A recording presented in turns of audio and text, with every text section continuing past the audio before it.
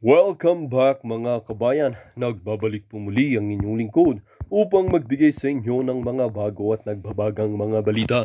Tila ba naging mainit na usapin ang isyong ito sa mundo ng social media?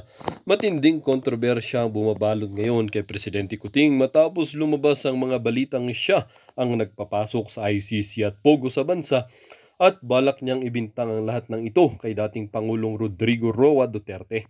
Ayon sa mga ulat, si Presidente Kuting mismo ang nagpaaproba sa pagpasok ng ICC sa Pilipinas, isang hakbang na tila pinapalala ang isyu sa war on masamang gamot na sinimula ni Duterte. Ang ICC ay kasalukuyang nagsasagawa ng investigasyon ukol sa mga umano'y krimen laban sa sangkatauhan na naganap sa ilalim ng administrasyon ni Duterte.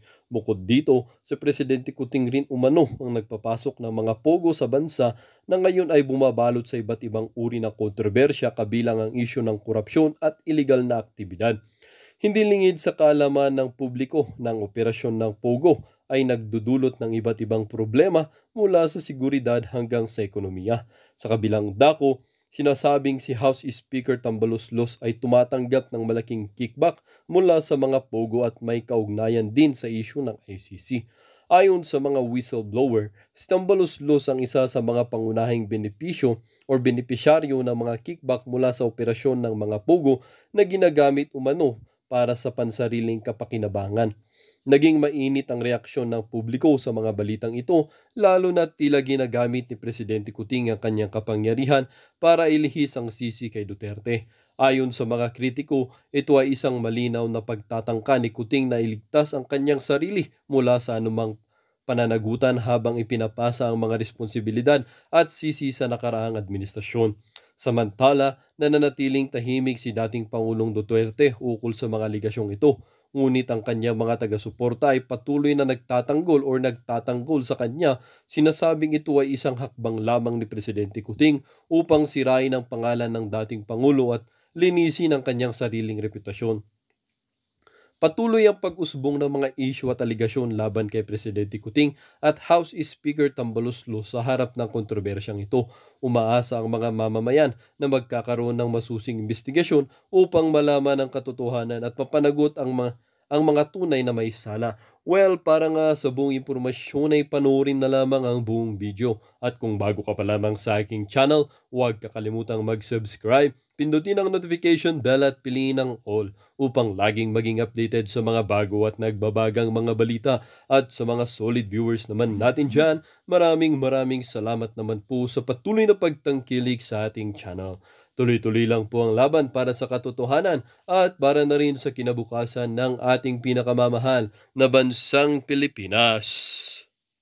Pangulong Duterte ng 10 araw ang negosyanteng si Lucio Tan para bayaran ang aabot sa 7 bilyong pisong utang di mano nito sa gobyerno.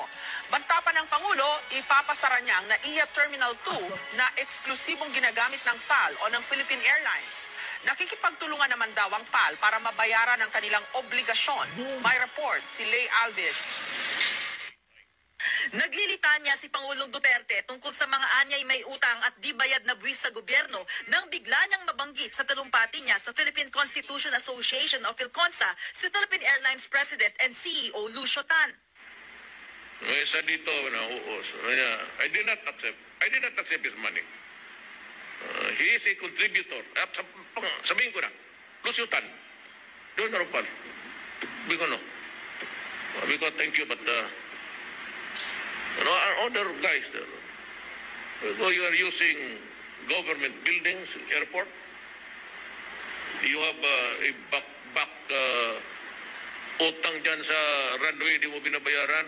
Ayon kasi sa Department of Transportation, may mahigit 7 bilyong pisong bayarin ng PAL sa Civil Aviation Authority of the Philippines o CAAP at Manila International Airport Authority o MIAA para yan sa navigational charges at iba pang bayarin. Malaking bahagi ng utang ay noon pang 2015. Gusto ni Pangulong Duterte, bayaran ni Tan sa loob ng 10 araw ang utang ng PAL. Kung hindi raw magabayad ng PAL, ipasasara raw ang NAIA Terminal 2 na eksklusibong ginagamit ng flag carrier. To solve the problem yourself, I will give you 10 days. Bayaran mo. Pag bayaran mo, sirahan ko. Wala nang airport. So what? Kaya ba yan ngayon? Hindi! Hindi yan kaya ngayon kasi kakampi na, no? Kakampi na nila ang mga oligarko, ang mga malalaking negosyante. 'Di ba? Hindi na, 'di ba? Kung sa panahon ni Tatay Digong, 'di ba? Pwede pang ganyan eh, pero ngayon, I really don't think so. Baka nga sila pa ang nagkonsyabuhan eh. 'Di ba? Baka nga may mga under the table pa yan sila eh. 'Di ba? Tingnan mo yung nangyari sa Pogo. Dating legal yan. Pero ngayon, ang dami ng mga illegal, ang dami ng mga underground, ang dami ng mga under the table sa administrasyon na to. 'Di ba? Yung mga dating legal, ngayon nagiging illegal. 'Di ba? Nagkakaroon na ng confidence yung ibang mga, 'di ba? Yung mga mapagsamantalang negosyante, 'di ba? Na mag under the table at gawing illegal ang ibang mga negosyo dito sa Pilipinas. Iba talaga mga lords kung ang gobyerno natin ay pro-people, no? Kasi pag iisipin nila ang kapakanan ng mga Pilipino, ang makikinabang mga Pilipino. Pero kung mas ang iniisip ng gobyerno ang kapakanan ng mga oligarko at mga malalaking negosyo, kawawa ang mga Pilipino. No.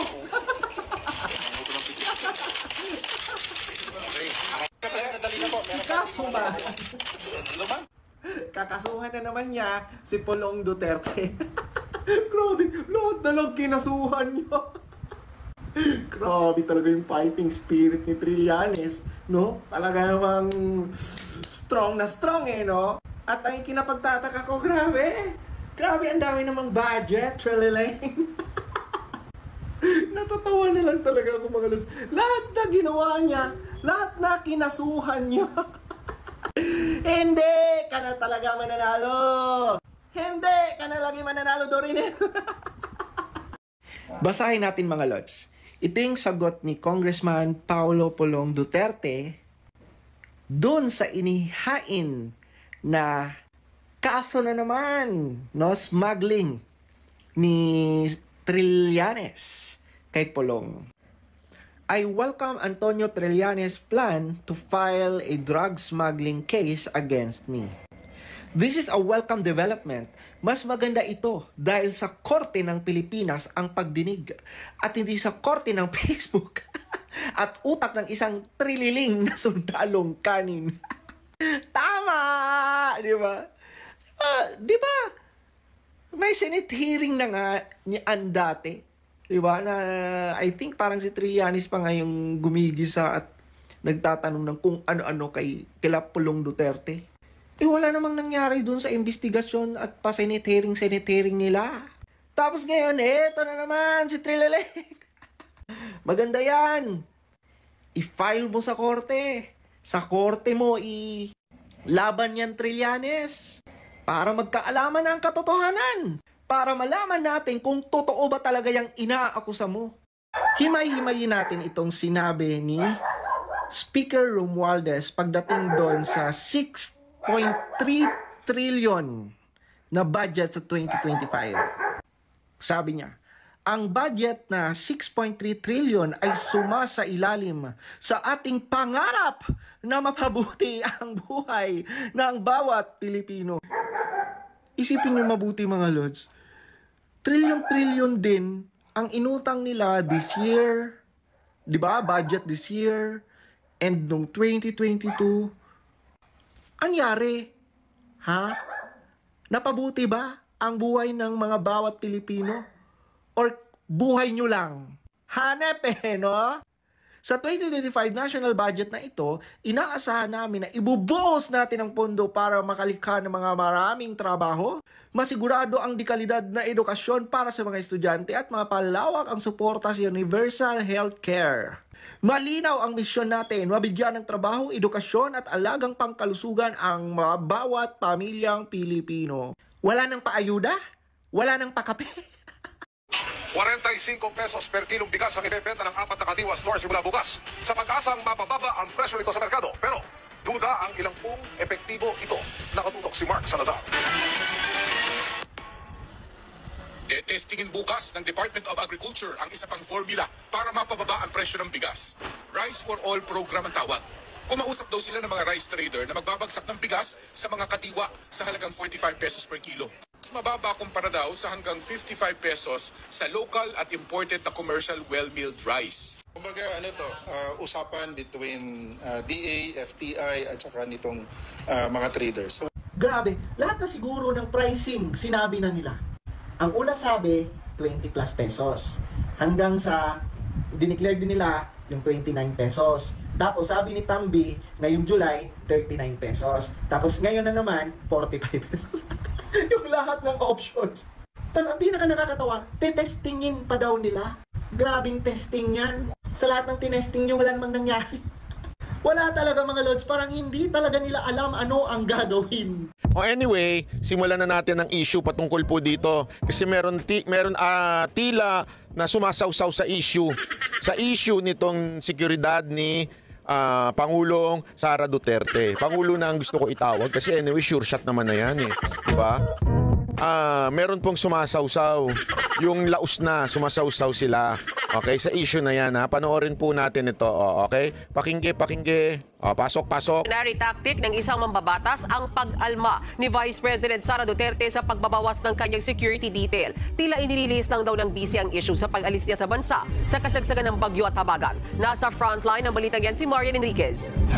Nagpasalamat si Vice President Sara Duterte kina Senator Bato de la Rosa at Robin Padilla kasunod ng panawagan nila sa mga gustong mag-volunteer para maging bodyguard ng bise at kanyang pamilya. Yan ay matapos bawasan ng Philippine National Police ng 75 pulis ang security detail ni VP Sara. Sa isang pahayag, sinabi ng bise na may isang hiling lang siya sa kanyang mga taga-suporta at yan ay ang kaligtasan ng kanyang pamilya. Huwag daw sanang payagan ang anumang karahasan sa kanyang ina, asawa at 4 na anak, mapapersonal man o sa internet. Kasunod nito, iginiit ni Senator Amy Marcos na kilalang malapit kay VP Sara na kailangang maibalik sa lalong madaling panahon ang security detail ng bise. Si VP Sara raw kasi ang ikalawang pinakamataas na opisyal ng bansa. Bukod dyan, isa raw Duterte si VP Sara kaya posible raw siyang mapahamak dahil sa pakikipaglaban ng kanyang amang si dating Pangulong Duterte sa CPP-NPA. Nanawagan naman si Senator Bongo sa mga pulis na huwag magpadala sa politika at manatiling profesional. Kahit nga raw siya nakaalyado rin ng mga Duterte, binawasan din ang security detail. Wala pang bagong pahayag si PNP Chief Romel Marbit. Ayan po Kahapon po ni-report din natin yan, yung si Senator Bongo tinanggalan din po ng security dahil nga actually lahat naman po iniisa-isa nila bago umabot. Nananahimik lang talaga yung mga Duterte quote-unquote supporter. Kasi alam naman natin na sige, pribilehiyo yan, okay, go. Ang problema ko ay ito, number 1, si Vice President, ibang level ho yun. Kasi alam mo, kung matatandaan ninyo, sino ho ba ang mga kalaban ni Pangulong Duterte? Oligark. Ito ho yung mga oligark na may kakayanan at mga mamamatay tao din yung mga yan. Pangalawa, yung mga drug lord, drug cartel. Yan ang kalaban ni Pangulong Duterte. Pangatlo, yung mga NPA, mga terorista ang tawag sa kanila, di ba? So naturalmente, kung gusto nilang gumante, babalikan po nila yung pwede yung anak. Na which is, alam naman natin, na yan po ang talagang napakataas na porsyento na maging susunod na Pangulo ng Pilipinas.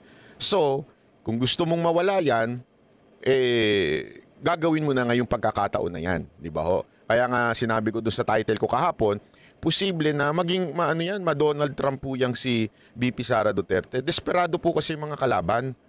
Totoo po yan. Desperado po sila. Dahil alam nilang hindi mananalo. Hindi natin alam kung baka utusan ng mga kaalyado nilang NPA at pabagsakin ito si VP Sara Duterte. Uy, maraming salamat, Miss Annalyn Jamilano. Pantulong lang sa pambayad sa attorney. Grabe naman. Thank you very much Maraming salamat, Madam Annalyn Jamilano. Thank you po Anyway, ayun nga po. Kaya napaka-importante maunawaan natin na hindi ho ito kapritsyohan. Hindi ho ito yung kaartihan. Di ba? Hindi ho yan. Ipapakita ho natin mamaya, easy ka lang Marlon. Babarahin kita, easy ka lang. Panorin muna natin tong news bibigyan ko ng justification. Yan sinasabi mong si Lenny Robredo nga, 78 lang security. Mamaya, easy ka lang ha. Din ang security detail. Wala pang bagong pahayag si PNP Chief Romel Marbil pero dati na niyang sinabing ang pagtanggal ng security detail sa ilang opisyal ng gobyerno ay para mapalakas ang pwersang rumuronda at nagbabantay sa Metro Manila. Nanindigan naman ng PNP na walang bahid ng politika ang pagbabawas ng security detail ng ilang politiko. Sabi nga po, ang mismong ating Chief PNP ang nakiusap na nahayaan na lang po nating magtrabaho yung ating mga pulis at Huwag na tayo maglukuhan. Ma'am Pahardo, huwag na tayo maglukuhan. Na walang halong politika to. Ilan na security ni Speaker? Sige nga ho. Pahingi nga ho ng papel. Ilan po ang security ni Speaker? Ma'am naman. Nakita ko sa isang event yan. Nakasabay ko sa isang birthday celebration yan. Madami hong security si Speaker. So wag ho tayo maglukuhan na actually hindi ko nga alam kung ilan ba ang allowed ng batas. Pero wag tayo maglukuhan po. Nasasabihin nyo walang pamumulitika ito. Wag tayo maglukuhan. please spare the PNP organization po from this political Kung ayaw ninyong ma-involve sa politika, itigil niyo yung pamumulitika nyo. Kayo ang nagsimula ng pamumulitika. Wag ho tayo maglukuhan, madam, para ginagawa nyo kaming tanga. Lalo na bibuwisit sa inyong mga Pilipino dahil sa ginagawa ninyong tanga. Madam, ulitin ko madam ha, lahat ng Duterte supporter na kilala na merong PSPG, binawian nyo. Pati po si Pangulong Duterte, binawian ninyo. Si Mayor Baste Duterte, binawian ninyo. Tapos ma'am, yung iba napunta sa mga Chinese. Sinong ginagago ninyo? Sasabihin nyo walang politika? Sorry madam ha, wag nyo kaming gaguhin. Please lang.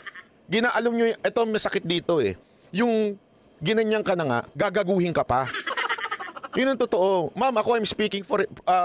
meron po akong pinanggagalingan. Alam mo yan, ma'am. Alam nyo yan. Huwag tayong maglukuhan. Tayo na lang naglolokohan pa. Ginagago nyo kami. Tapos sasabihin nyo, walang halong politika ito. So ano yung mga availment? Ano yun? Gawa-gawa na lang namin? Gawa-gawa na lang yung threat? Meron ng mga police report yan. Tapos sasabihin ninyo, ganon? Huwag tayong maglukuhan, madam. Niloloko nyo kami. Masakit na nga yung ginagawa ninyo. Niloloko nyo pa kami. Kaya please lang, parang awa. Ang kakapal ng mga mukha ninyo. issues and noise. Ganyan din ang tingin ng isang kongresista. Baka raw may pinagtatakpan lang si VP Sara kaya gumagawa ng issue. Baka mami at dinadivert lang po niya yung issue. Sir, congressman. Congressman ng Maynila. Alam ko, congressman ng Maynila to. Alam ko, nakilala ko na to eh. Sir, pinagtatakpan yung issue dahil lang doon sa issue ng paglipad. Sir, humahalo po ba kayo doon sa mga tanga? Hindi ako nagtatanong lang ako, sir. Kaibigan ko kayo, sir. Pero humahalo po ba kayo doon sa mga tanga? Sumasang-ayon po ba kayo doon sa mga tanga na hinahanap si VP Sara Duterte itong nakaraang bagyo? Sir, alam nyo by law, the definition ng isang vice presidente sa ating konstitusyon. Ano po yun? Simpleng-simple. Siya ang replacement sa presidente. At kung inutil ng presidente, hanapin natin ng vice presidente. Sir, inutil na hubang presidente ninyo? O napag-utusan na naman kayo ni Speaker na tablahin ito si VP Sara Duterte. Tigil niyo ho yung kasipsipan niyo, sir. Pasensya na ha. Magkakilala ho tayo pero itigil niyo po yung kasipsipan ninyo. Hindi maganda. Kasi alam naman natin yan eh. Bakit sasabihin ninyo? Kasi nasabi kasi nito, pinagtatakpan daw. Pinagtatakpan daw yung issue na patungkol sa pagpunta sa Germany ni VP Sara Duterte. Walang issue doon. Sir, buhay pa ang Pangulo, pinapatay na ninyo. Hindi inutil ang Pangulo. Inutil po ba ang Pangulo? Sa bagay. Well, dito nga nagtatapos ang bidyong ito. Kayo naman po ang aking tatanungin mga kabayan. Ano naman po ang inyong mga reaksyon sa balitang ito? Ang ating comment section ay bukas para sa inyong mga samot-saming reaksyon at komento. Lagi niyo pong tatandaan na bilang isang mamamayan ng bansang Pilipinas at bilang isang butante at bilang isang matapat na mamamayan na nagbabayad ng buwis dito sa bansang ito ay kailangan din natin magsalita at mag-react. Huwag kakalimutan, do not let your thoughts left unspoken. As citizen of this country, your thoughts matters. Muli po, kung bago ka pa lamang sa aking channel, huwag kakalimutang mag-subscribe at pindutin ang notification bell upang laging maging updated sa mga bago at nagbabagang mga balita. Huwag din kakalimutang mag-iwan ng like at ishare ang bidyong ito upang ang inyong pamilya, kaibigan at kakilala ay maging aware din sila sa kung anong nangyayari sa ating pinakamamahal na bansang Pilipinas.